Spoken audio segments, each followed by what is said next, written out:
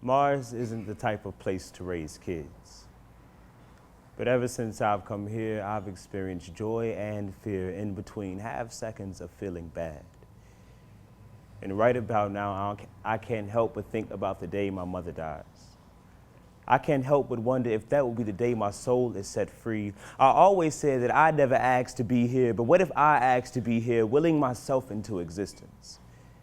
And she just a vector of a spirit purely unpure, making me solely responsible for cleansing myself. So I don't know what makes the hurt worse. That I'm bound here because of me or because she never put rubber duckies in the tub. One of 3 at 25, I'm not the only one. I'm sure I'm not the only one who finds it hard to believe that all of this was created in 7 days. But I guess if all it takes is one date and one man to ejaculate and evacuate, then anything is possible but God. Why is it just as hard to be a son as it is to be a father? All I know is that I'm here imagining of you. I imagine that he imagines of you too, wanting to be what you are to me, someone who I talk to but can't always see, someone who I know is there but it's hard to even see, someone who I talk to verbally but hardly responds verbally, but someone who without I couldn't be. So I can't be too mad that he isn't here how you want me to be, but God, I'm not the only one.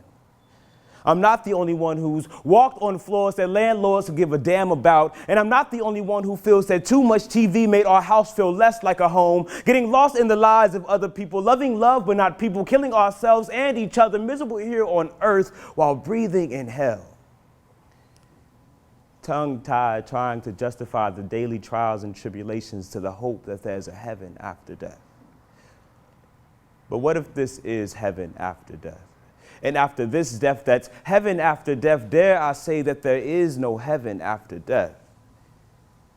So regardless of the amount of trials we hold on to, we might still be here, lying on our backs, watching lions and rabbits dance in the sky in a world of contradictions where curiosity is sparked by maybes, where beauty is stripped and covered in the hopes that maybe if he can see her, then maybe he'll hear her, miscommunicating in a world where telephones give us an excuse to be apart, but are hardly ever used until we get tired of being alone, where niggas getting killed and shot over J's and gold chains in a world where we mine for gold, yet gold is never enough. Still, I'm not surprised when I see niggas with golds in their mouths because we do have gold minds. Yet we ignore our own advice like a smoking nurse.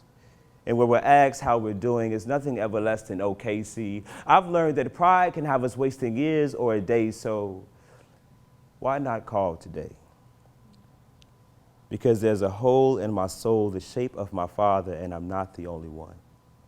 Barely 2, he's already much like me, born into the dream of the world with decisions being made that he didn't agree to down to his name. And although his skyline is only human size, I'm his Eiffel Tower, looking down, still trying to make sense of lessons I've learned for decisions I've made, and he's coming for answers, so I've got to have them. I can only hope, pray, and say that if ever in anger he balls up his fist, that he remembers that they're the same size as his heart, and that he chooses wisely whichever one will pack the biggest blow, and that he knocks a motherfucker out. But if he chooses to use his hands to play the piano, join a little league, or take a shot at gymnastics, he'll be smart enough to know that there is no I in team. But I'll constantly remind him that there is an M and E. You're your most valuable player in this game we call life, young man.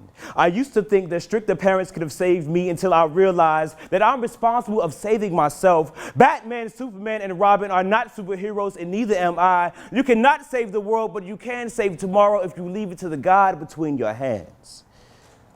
And one day, you'll get lost. But as soon as you find you, then you'll search for more.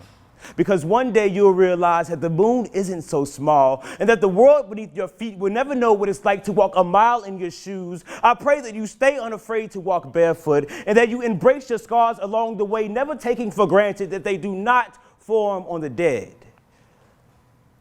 And if one day you look around and decide to leave, don't search for reasons to stay, even if it means you'll never come back.